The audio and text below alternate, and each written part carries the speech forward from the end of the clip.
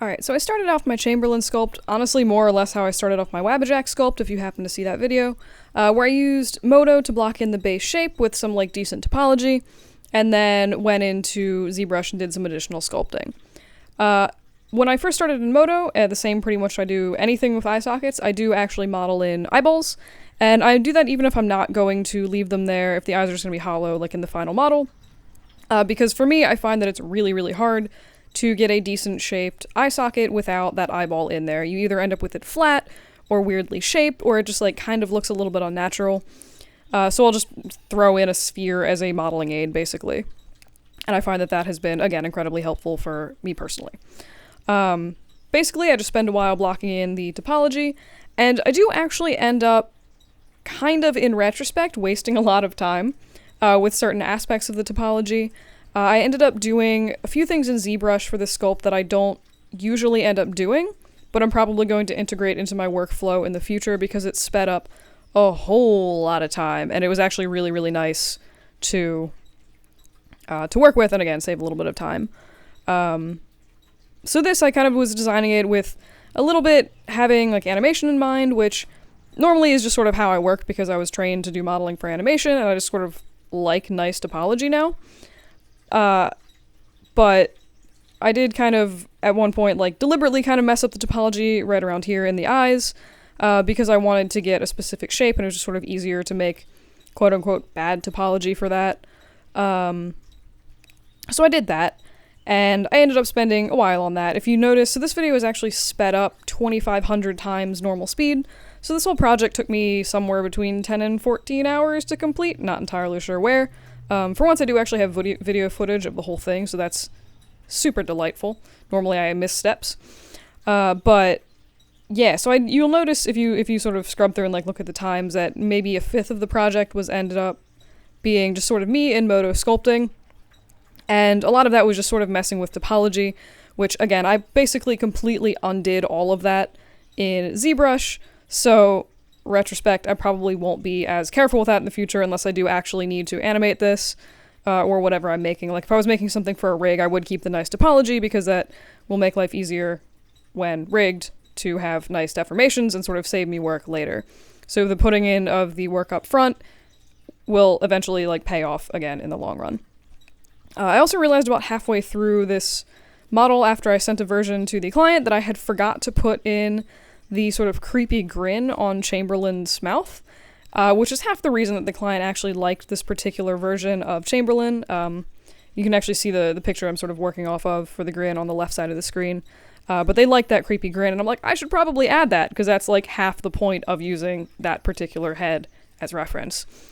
So I did that, and then that's where I really ended up spending a lot of time like messing around with the topology around the mouth, which, again, wasn't super necessary in the end, but was good practice, I guess, nonetheless. I don't know. I'm trying to be optimistic about sort of like killing half an hour of my life, but whatever.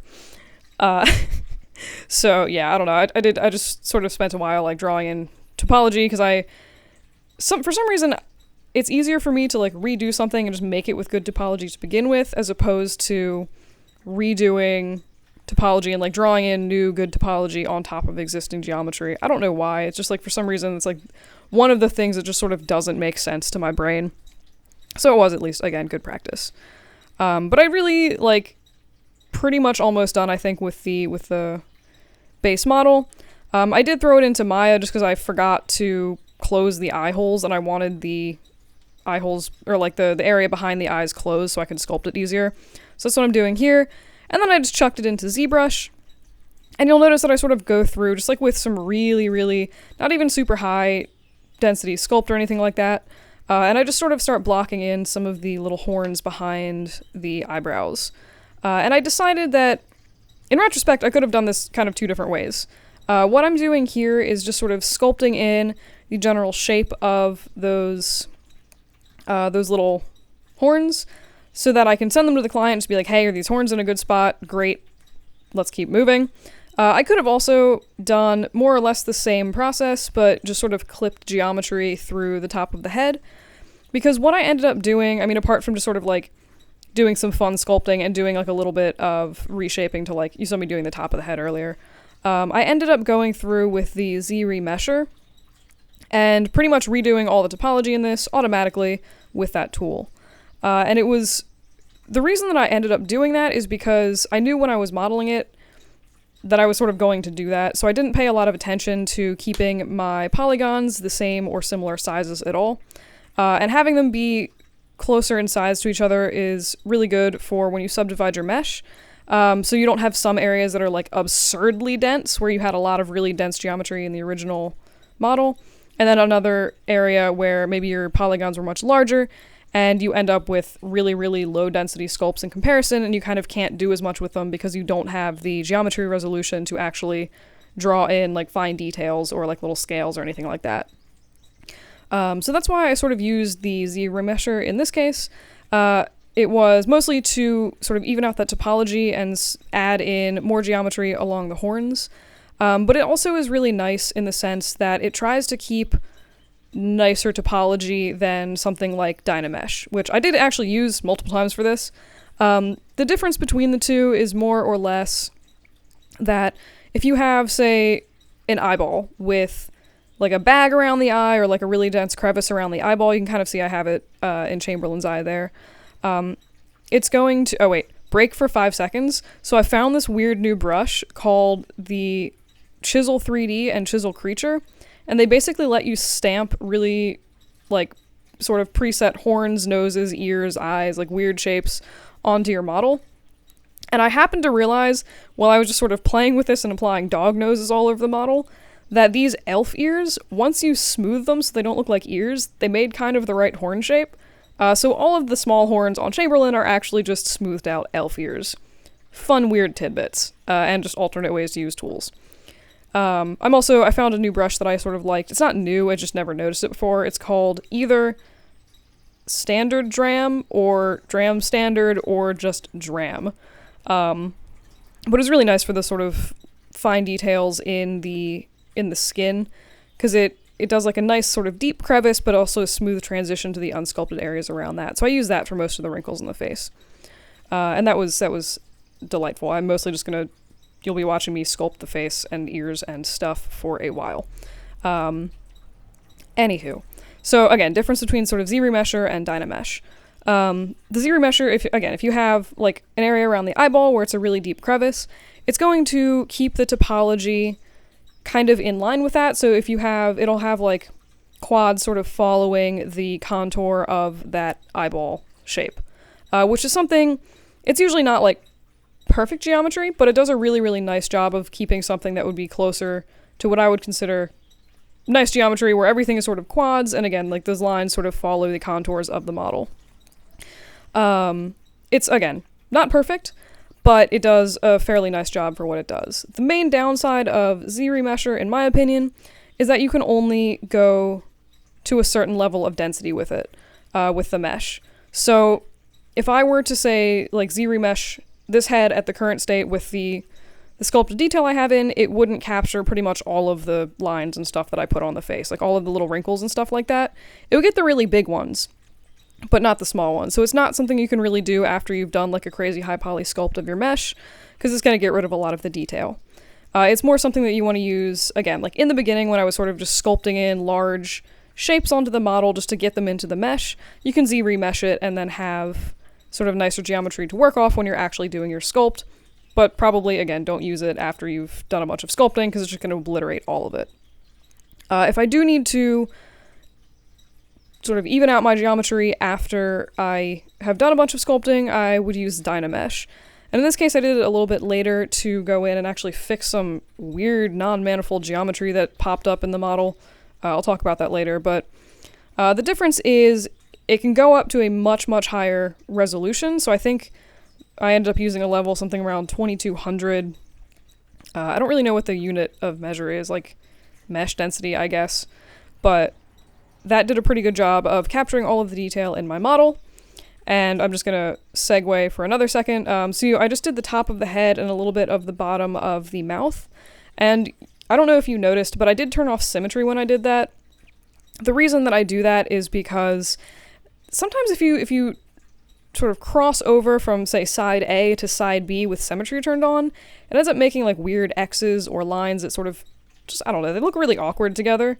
So a lot of times if I'm doing especially large areas with sort of like large flat areas that are centerpieces of the model, again, like the bottom of the mouth or like the top of the head, I will just turn symmetry off, and it ends up being faster to sculpt both sides of that little seam than it would be to sort of fight with the tool and try to make lines that line up nicely, and then you still have something that's like very, very obviously symmetrical where it kind of shouldn't be. I did leave it on for the bridge of, I guess the bridge of his nose, if you can call it that, because it seems like it was kind of more of like a scaly skin texture. It made maybe a little bit more sense, but for something like organic skin folds on, you know, a forehead or like the top of this dude's head, I just sort of turned it off because it looked really bad otherwise. But I do use it for like the sides of the face and stuff like that. But yes, so Dynamesh. Back to that for like the 4th time. This is also like the 5th time I've recorded this because I've been having mic issues consistently all day. It's been really annoying. Actually, I'll just come back to Dynamesh later. What I'm doing now, sorry guys, is actually going through with my standard brush, which I don't really use that much to be honest.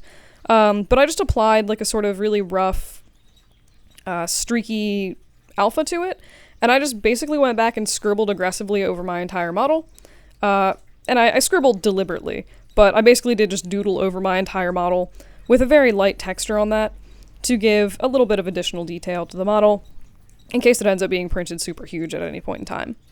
What I'm doing now is the sculpting's basically done. I'm just sort of going in and switching my shader up and maybe deepening some details to ensure that this prints better. And my weird sort of test for that is switching to the clay shader in ZBrush. I find as much as like the default red shader makes everything look super pretty, but sometimes I feel like it exaggerates the curves and the sculpted detail a little bit, whereas the clay one really sort of crushes them down.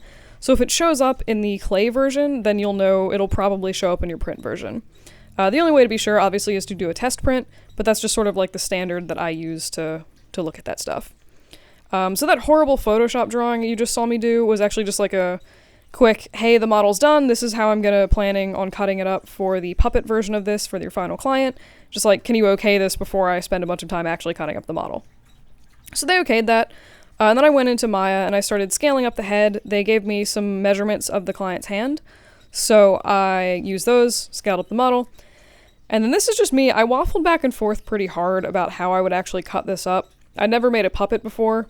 So it was just sort of like, I spent like 20 minutes being like, what exactly am I doing? I don't know. How do puppets work? Haha. But I basically just decided to chop the head off and then just sort of go back and remove the parts of the upper jaw that were left on the lower jaw and vice versa. So not a horrible process, just like kind of silly. I knew I'd probably have to do that when I actually designed the model in the first place, and I was sort of like, that's fine. Like that's within my skill set. I don't mind doing that. So you'll notice I actually, and I don't know if this is the best way to make a puppet mouth, but it seemed at the time, based on the sort of designs of the jaw that I looked at, to be the most reasonable. I did decide on one really, really, really, really large sort of round hinge for the jaw. So you can see I've been sort of like playing with it and rotating it and cutting that around. So he does have a big seam going from his mouth to basically like the end of his neck, and I end up cutting off the back part of his neck. But the reason I decided to do that is because I really didn't want to get rid of any more of the sculpt than I had to. So if I did something with like a smaller jaw hinge where it's maybe just like a little line coming up from the side of his mouth, ending right behind his ear, and then leaving the neck as part of the top of his body, or like the top part of his head, if that makes sense, I would have had to, in order for that jaw to move down, there would have needed to be space behind that smaller hinge on the top of the model. So I would have had to basically make a large flat area on the neck so that the jaw could actually articulate, which would have kind of looked gross to me. So I thought that having one really large seam right around that very large hinge circle that I have would look much less obnoxious than having a giant bald patch in the sculpting where it was just like a cutout of his neck. So that's why I sort of decided to do that. Everything is held together by a little ball that is attached into, you can see I'm actually adding it here, it's attached into the side of the jaw, and then it fits into a little cutout that's like pretty much the same shape as that little ball. And that's sort of how it holds itself together. So you'd stick your hand in this thing once it's done. Your 4 non-thumb fingers would drive the top of the head, and then your thumb would drive the jaw. So that was more or less my thinking behind the mechanics of this. If any of you are watching this and have actually gotten this far in the video and know things about puppets randomly, feel free to send me links or let me know if there's like a better way that I could have done things. I'm always interested to learn about weird stuff, and that's honestly half the fun of doing these jobs, because otherwise I would not have ever thought to make a hand puppet of Chamberlain's head. But anywho, yeah, this is pretty much just me chopping a bunch of stuff apart and struggle busing with booleans, because somehow I always end up like cursed with booleans and they always end up breaking things, and it's like a whole process to make them work, but it is what it is. I just sort of am looking for more efficient ways to do things, I guess, in the future where booleans don't explode. And recently I've learned that ZBrush does really nice booleans. So here I am just going through, and I wanted a tongue so that the inside of the mouth looked nicer. So I traced that little program off to the left 5 seconds ago was Mesh Mixer. I just traced in a little bit of extra geometry so that I would have more to work with in ZBrush. Came in and just with my mouse, didn't even use a tablet, I just sculpted this tongue in. And then I did a decimation master on this to reduce unnecessary geometry, because I like efficient models now. They just make everything easier for pretty much everybody involved with them. So then I kind of went in and started like trying to hollow out some of the pieces of the jaw. And I did mention that I would come back to Dynamesh later, so a little test of the jaw. But I had this really absurd issue where when I hollowed the model, hollowing is always a huge pain, especially with something that's like weirdly shaped like this. Because normally what I'll do is I'll just sort of take the mesh in Maya and extrude the entire object and push it in, but a lot of times, like, Maya's not intelligent about, hey, maybe I shouldn't make this mesh clip through itself. So it does some real weird stuff with the geometry sometimes. So originally I tried just maybe, you can see here, I made like my own hideous version for the inside of this, but it was really imprecise and just like gross, and I ended up just sort of throwing it into 3D Builder, which is the default Windows modeling program, and I was like, oh, this actually does really easy booleaning and like sometimes fixes mesh errors, other things won't. Like, let me try this, haha.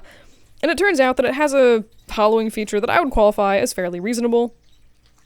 It seems a little bit more robust in that it doesn't generate a bunch of overlapping geometry. It is a little bit strange. You can see it goes by really, really fast, but you can see that the geometry it creates for the hollow is like really cubey and sort of Minecrafty almost. It's very stair-steppy and a little bit odd, but I basically just grabbed the whole mesh for that inside hollowed part and did a average vertices on it, or like smoothed it out. So the topology was a little weird, but like, who cares? It's not, again, this isn't being animated, so as long as the mesh is clean, it's pretty much fine. So I just sort of smoothed that out so it wasn't as stair-steppy and awful looking. And I ended up then just sort of attaching that back into the original mesh. And I think at some combination of whatever I did between the smoothing of the mesh, combining everything together, and actually generating the hollowed portion in 3D Builder, some really weird manifold, non-manifold geometry got introduced into the inside of that hollowed piece. And it was like vertexes squished behind faces, and it was really weird, and I was like, oh god. And it was everywhere, and I literally couldn't find any version of the model without that in it. So I had to fix that. This is just me sort of going through. I realized that the area where the thumb was going to go into the jaw was a little bit, not rough, but like pointy, and I was like, what if I add some more geometry and sort of smooth that out so it's a little bit more rounded and theoretically more comfortable for the finger? So that's pretty much all I'm doing here. I should have designed it like that from the beginning, but I'm a dingus, so I didn't. So I had to go back and do it later. But it was fine. It took like 2 minutes. But yeah, so that was pretty much that. But yeah, so I realized there was this weird non-manifold geometry, and I was like, I could fix it manually, and that would probably take me hours, and it would be awful and soul-sucking. I could try to maybe do like a make solid in Mesh Mixer, and that I'm pretty sure didn't even process because Mesh Mixer is really slow on my computer. But I ended up using Dynamesh, and I had read somewhere online that it sort of fixes non-manifold geometry, and I'm like, I'll try anything. What the heck? And it actually worked. I just ran Dynamesh. I mentioned before I used something about 2200 for the mesh density. It kept all of the sculpted details in the face and fixed the non-manifold geometry inside. I have no idea how it did it, how it calculated it, but gosh darn it, I'll take it. So that pretty much magically fixed my issues. I had a really, really dense mesh, so I just did another mesh reduction on it. And again, ZBrush seems to do a pretty good job of not destroying the details in your mesh by doing crazy stuff like that, where you keep, you know, subdividing it and then like reducing it and then subdividing it and reducing it. Be careful, obviously, but like it seemed to do a pretty good job. But once I fixed that non-manifold geometry, I was basically done. So the rest of this video is more or less just me going through and doing another version that's just a bust without an articulating jaw, because my original arrangement with the client was that they would get the only puppet version of this and the files, and I was totally free to sell any kind of bust version. So I'm just cleaning up the area around the mouth so that it's closed in, and again, just turning this into something that's a little bit more respectable for a bust. That was basically the project. So hopefully you guys found this helpful and or interesting or something. If you have watched this far in the video, thank you. Also, hello.